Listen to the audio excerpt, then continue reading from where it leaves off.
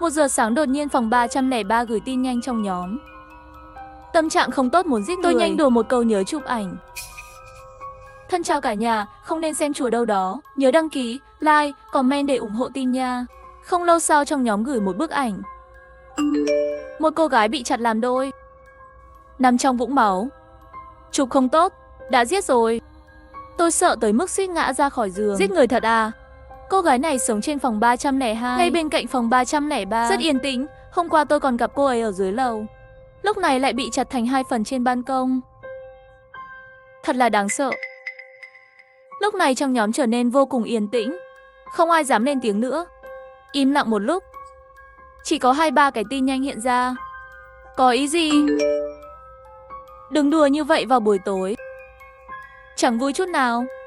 Đồ điên. Còn đặc biệt chỉnh sửa ảnh để dọa người. Nhìn ảnh trong nhóm, trán tôi lạnh cóng.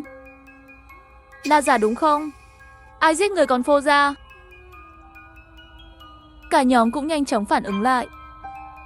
Đây là một trò đùa của phòng 303. Phòng 303 cũng không giải thích, thay vào đó lại gửi một khuôn mặt tươi cười trong nhóm. Bây giờ tâm trạng tốt hơn rồi. Sau này mặc kệ người khác nói gì, cô ấy cũng không bao giờ xuất hiện nữa. Bầu không khí này bắt đầu không ổn rồi. Các bạn ai đi xem phòng 302 một chút, gọi điện thoại hỏi cũng được. Gọi rồi không trả lời, đừng giả chết, còn không ra nói chuyện tôi sẽ gọi cảnh sát. Phòng 303, bạn còn bị bệnh nữa không? Tin tôi đánh bạn không? Mọi người chỉ trích nhiều hơn. Phòng 303 cuối cùng cũng xuất hiện. Cô ấy gửi một biểu tượng với vẻ mặt ủy khuất nói tôi sai rồi. Tôi tưởng cô ấy nhận ra không nên lấy chuyện ghê rợn này lôi ra đùa mọi người trong buổi tối, mới thừa nhận sai lầm với mọi người. Không ngờ cô ấy lại nói một câu trong nhóm. Lần sau vẫn dám, hi hi. Tôi ngạc nhiên, còn dám gì nữa? Còn dám làm trò đùa lố bịch này, hay là còn dám giết người? Càng nhìn tôi càng cảm thấy hai chữ này thật đáng sợ.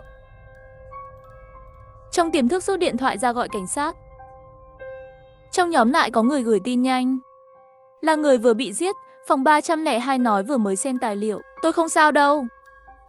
Phòng 303 nói đùa đấy. Nói xong 302 còn chụp một bức ảnh. Phòng 303 đúng là đồ hại người, lấy chuyện này ra đùa, làm tôi gọi cảnh sát. Tắt đi, tôi vừa không thấy tin nhanh trong nhóm. Đừng kinh động đến chú cảnh sát. Không biết phòng 303 đang làm gì. Thật khó chịu, ai nói không cơ chứ? Làm phiền người khác, cho tôi dạy cho cô ấy một bài học. Xem sau này cô ấy có dám không? Đúng, cho cô ấy một bài học. Phòng 303 cứ như vậy giả chết cũng không ra xin lỗi. Tôi nghi ngờ. Phòng 303, tại sao bạn không nói chuyện ngay sau khi tôi gửi tin nhanh này? Bên cạnh phòng 202 đột nhiên gửi tin nhanh cho tôi. Đừng nói chuyện trong nhóm. Đó không phải là Pi. Phòng 302 thực sự bị phòng 303 giết rồi. Nhìn tin nhanh trong điện thoại, tôi sửng sốt một chút. Phòng 202 sao bạn cũng nói đùa như vậy? Tôi đã đặt hàng cùng với phòng 202 trước đây, quen nhau hơn. Phòng 202 nhấn mạnh tôi không đùa. Người ở phòng 302 thực sự đã chết rồi. Toàn là máu trên ban công của tôi. Phòng 202 đã chia sẻ ảnh cho tôi. Trên ban công của cô ấy đều là những giọt máu bắn tung tóe, vết máu dính lốm đốm. Ghê rợn vô cùng. Là máu của phòng 302. Cô ấy sống ngay trên lầu tôi. Phòng 303 đã giết cô ấy. Máu chảy xuống từ trên ban công. Tôi nhanh chóng nắm chặt điện thoại. Thật sự bị giết rồi à? Tôi cũng không biết. Tôi đoán vậy, nếu không thì nó đến từ đâu? Tóm lại, bạn đừng nói trong nhóm. Tôi vừa nói với cố vấn. Anh ấy ở tầng 1, nói là sẽ đi lên xem. Tôi có thể cảm thấy phòng 202 bây giờ rất hoảng loạn. Cố vấn sau khi được bạn học nhắc nhở, cũng thấy tin tức trong nhóm. Anh ta xuất hiện trong nhóm. Cảnh cáo phòng 303 sau này lên cơn thì cút đi, có bệnh thì đi khám. Đừng ảnh hưởng đến các bạn học khác trong nhóm. Phòng 303 cũng rất nghe lời, trả lời vâng thầy giáo, đồ điên. Tôi xem cuộc trò chuyện trong nhóm. Quay lại phòng 202, tôi hỏi cố vấn đi xem chưa? Tôi không biết, anh ấy vẫn chưa trả lời tin nhanh của tôi. Có phải là không xem điện thoại không? Không phải anh ta đang nói chuyện trong nhóm sao? À, để tôi gọi hỏi. Cô ấy vừa nói xong một lúc, điện thoại reo ngay ngoài hành lang. Đèn âm thanh trong hành lang đều sáng lên. Nghe điện thoại rồi. Nghe điện thoại rồi. Đây là cái chuông điện thoại cũ mà cố vấn dùng. Trước đây tôi từng cùng với phòng 202 chê nói tiếng chuông này quá cổ hủ. Có một số nhạc chuông đột nhiên vang lên ngoài cửa, nghe có vẻ rất chói tai và âm thanh. Tôi sởn gai ốc. Chuông điện thoại càng ngày càng gần, từ bên kia hành lang chậm rãi bay tới. Cuối cùng dừng lại trước cửa nhà tôi, tiếng chuông vang lên khắp hành lang. Âm thanh xuyên qua khe cửa. Trong nhóm có người gửi tin nhanh. Hình như cố vấn lên tầng 2 rồi. Tôi nghe thấy tiếng chuông điện thoại. Tôi cũng nghe thấy rồi. Muộn thế này rồi, anh ấy vẫn chưa ngủ. Chắc là bị đánh thức rồi. Hơn nửa đêm làm chuyện này. Tôi không biết phòng 303 nghĩ gì. Phiền phức. Tôi nói này đừng để ý cô ấy. Còn giết người, cô ấy có lá gan đó không? Tôi muốn nói vài câu trong nhóm, nhưng nghĩ tới phòng 202 nói phòng 303 có thể đã lại im lặng ngậm miệng lại. Quay đầu gửi tin nhanh cho phòng 202, cố vấn đã lên rồi. Bạn có nghe thấy không? Phòng 202 không trả lời. Bạn đang làm gì vậy? Bạn có nghe thấy tiếng chuông điện thoại bên ngoài không? Phòng 202 vẫn không có phản hồi. Tôi đã gửi thêm vài tin nhanh nữa. Là bạn gọi điện thoại sao? Sao cứ kêu thế? Kết nối chưa? Bạn có thấy tin nhanh tôi gửi cho bạn không? Trả lời tôi đi. Phòng 202 bên kia im lặng rất lâu. Tôi chú ý bên kia cô ấy hiển thị đăng nhập. Nhưng đợi một lúc, cô ấy chỉ gửi một chữ: đừng. Tôi đang định hỏi, đột nhiên thấy cô ấy rút lại tin nhanh này. Trong khi đó, tiếng chuông điện thoại bên ngoài cũng dừng lại. Lòng bàn tay tôi đổ mồ hôi, từ từ đi về phía cửa. Tôi sợ đến nỗi đứng ngay tại chỗ. Một cái bóng dài xoắn xuýt xuyên qua khe cửa. Tôi vô thức lùi lại. Tôi lập tức lấy điện thoại ra mở hộp trò chuyện với phòng 202. Người ở hành lang không phải là cố vấn. Anh ấy đang đi về phía bạn. Đừng mở cửa. Chưa đợi tôi gửi, bên kia phòng 202 đã gửi một tin nhanh đến đây. Sao bạn không ở ký túc xá? Không ở ký túc xá? Sao lại hỏi vậy? Làm sao cô ấy biết tôi có ở đó không? Tôi đi đến cửa, trong lòng càng thêm căng thẳng. Nhìn vào cánh cửa, bên ngoài hành lang là bóng tối. Tôi không dám nhìn qua khe cửa. Tôi sợ phải đối mặt với đôi mắt hại người đó. Cẩn thận ghé lên cửa. Nghe một lát, có tiếng động bên ngoài hành lang. Giống như có thứ gì đó đang kéo trên mặt đất. Hết lần này đến lần khác, nó đến từ hướng phòng 202. Tôi hỏi phòng 202 bạn đang làm gì vậy? Không có gì, bạn đang kéo cái gì vậy? Phòng 202 bên kia dừng một lát rồi nói đang lau sàn. Tôi kiên quyết gọi video qua. Cô ấy không nghe, tắt đèn rồi. Bật đèn lên đi, để tôi nhìn cô. Phòng 202 lại không có âm thanh nữa. Tôi tiếp tục hỏi bạn gọi cho cố vấn hướng dẫn. Anh ấy nói thế nào, đã nghe chưa? Nghe rồi, anh ấy nói không sao. Tôi ngơ một lúc. Anh ấy nói gì? Anh ấy nói không sao, bảo bọn mình ở lại ký túc xá. Không sao đâu, tôi nhìn điện thoại. Sau đó gọi điện thoại cho cố vấn hướng dẫn. Tôi tưởng điện thoại sẽ bị cúp, nhưng không ngờ là điện thoại kết nối rồi. Giọng của cố vấn kia truyền đến. Cố vấn, tôi vừa nói. Bị cố vấn ngắt lời không nghe rõ. Tín hiệu của tôi không tốt lắm. Tôi muốn hỏi phòng 302. Cố vấn, tôi sẽ gọi lại cho bạn. Điện thoại bị cúp. Tôi không bỏ cuộc. Gọi lại cho cố vấn một lần nữa. Không nghe rõ, tín hiệu của tôi không tốt lắm. Tôi sẽ gọi lại sau. Nghĩa là sao? Bên kia điện thoại, cố vấn khàn khàn lặp lại những lời trước đó. Gọi lại. Không nghe rõ, tín hiệu của tôi không tốt lắm. Tôi sẽ gọi lại sau. Điện thoại bíp bíp bíp cúp máy. Tôi không còn can đảm để quay số nữa. Điều đáng sợ là trong nhóm lại có thêm mấy tin tức nữa. Cố vấn, tôi vừa lên xem rồi. Phòng 302 không sao, là phòng 303 đang. Tôi đã chỉ trích phòng 303 rồi. Phòng 303 thật sự không giết phòng 302. Mọi người đừng hoảng sợ, cứ ở trong ký túc xá đi. Cuối cùng anh ta gắn tên phòng 303. Phòng 303 cũng ngoan ngoãn nói xin lỗi.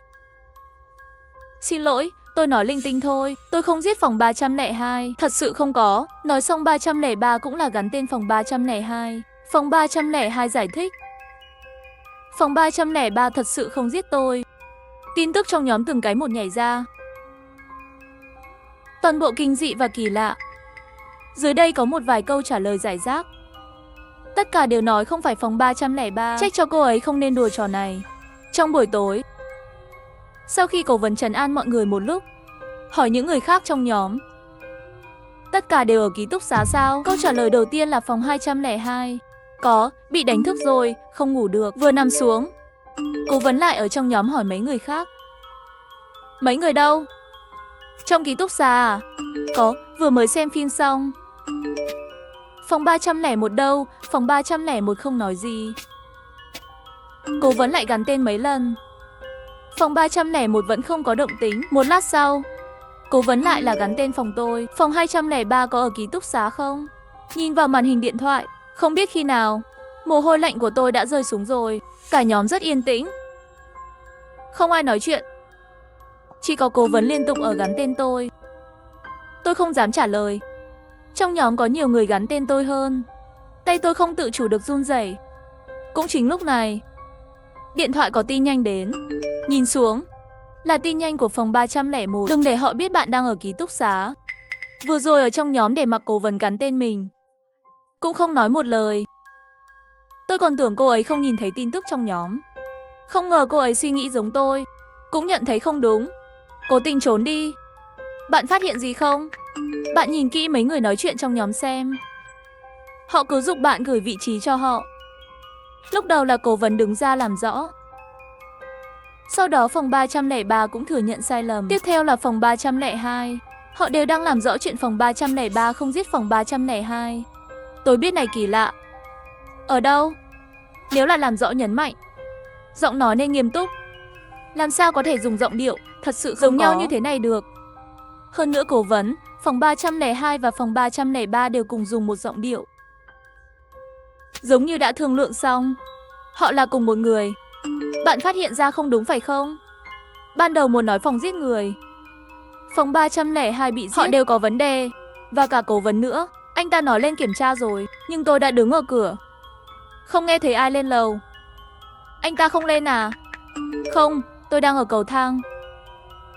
Có người lên đây, tôi không thể không nghe thấy.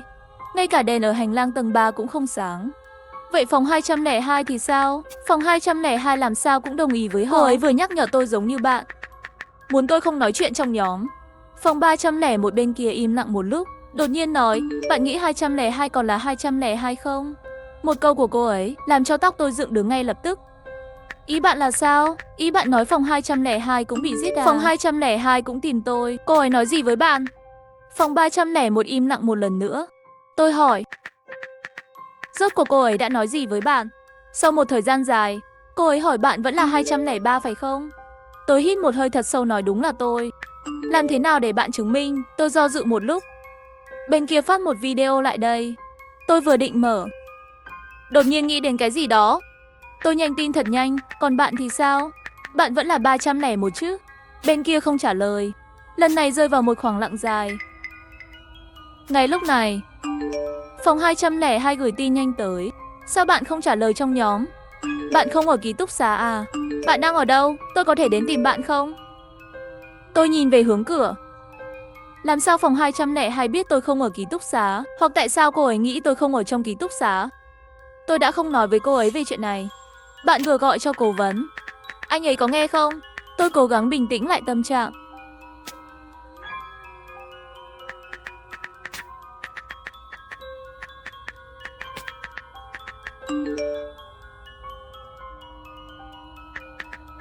Anh ấy ở trong nhóm nói lên tầng 3 nhìn qua rồi. Không có gì xảy ra. Đó là những gì anh ấy nói với bạn sao? Đúng, anh ấy nói là không có gì xảy ra. Hi hi, vậy máu trên ban công của bạn là sao? Phòng 202 đã chụp một bức ảnh, vết máu đỏ thẫm trên ban công. Lần này không chỉ trên ban công, trên sàn phòng ký túc xá đều là vết máu. Có phải là máu không? Tôi không biết, bạn qua đây xem. Tôi dùng mình cô ấy giết phòng 202, tôi sẽ tìm ra bạn. Tin nhanh phòng 301 bật lên liên tiếp. Ở lại ký túc xá, tôi đã báo cảnh sát rồi, cảnh sát sẽ đến sớm thôi. Đừng tin cố vấn. Đừng tin phòng 202. Do dự một lúc. Phòng 301 vậy làm sao tôi có thể tin bạn? Phòng 301 lại một lúc lâu không trả lời. Bạn đang do dự cái gì vậy? Bạn không phải là người ở phòng 301 phải không? Phòng 301 cũng không còn che giấu gì nữa. Hi hi, bị bạn phát hiện ra rồi. Tôi ngạc nhiên. Bạn là 303. Không ai biết tôi là ai. Trong nhóm đã thành một bớ hỗn độn rồi. 403 đang nhanh tin một cách điên cuồng. Chuyện gì vậy? Bên ngoài hành lang sao ồn thế? Có ai ra ngoài xem không? Tôi không dám ai ở bên ngoài. Ai vậy? Ngay sau đó có một tiếng hét trong hành lang. Không còn tin tức gì nữa. Phòng 501 luôn ở trong nhóm gắn tên tất cả, bảo họ lên lầu xem sao. Cô ấy là người như vậy, từ ngày đầu tiên là sinh viên năm nhất. Cô ấy luôn xuất hiện như một kẻ ích kỷ, để người khác làm việc này việc kia. Không ai quan tâm phòng 501. Phòng 501 tức giận trong nhóm gắn tên 303, đừng giả chết. Bây giờ lên tầng 4 xem có chuyện gì vậy. Phòng 303 bạn có nghe thấy không? Không trả lời tin nhanh của tôi muốn chết phải không? Trong nhóm yên tĩnh đáng sợ. Đến lúc này, người dám nói chuyện trong nhóm đều không sợ chết, hoặc đã chết hết rồi. Người sống đều biết. Trong nhóm có người vào, dùng ảnh đại diện của người khác phía sau màn hình, theo dõi mọi hành động của mọi người. Cũng có thể kẻ sát nhân là người trong nhóm. Một ý nghĩ kinh khủng nảy sinh. Có thể nào phòng 202, phòng 301 đều đang nói dối tôi không? Họ đâu có gọi cảnh sát. Đó là kẻ giết người đang trì hoãn thời gian. Anh ta sẽ giết tất cả mọi người. Nhận ra điều này, tôi hoảng sợ gọi cảnh sát. Điện thoại báo cảnh sát được kết nối. Tôi đã nói với tổng đài viên tình hình ở đây, nhưng bên kia điện thoại lại một lần nữa rơi vào rối rắm. Tổng đài nói với tôi, họ đã nhận được cuộc gọi báo động. Cảnh sát đang trên đường đến. Đừng lo, bảo tôi ở lại ký túc xá, giữ an toàn nhất có thể. Chuyện gì vậy? Họ không nói dối tôi.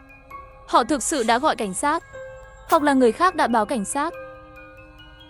Vốn yên tĩnh đến mức trong đám người đáng sợ có động tính.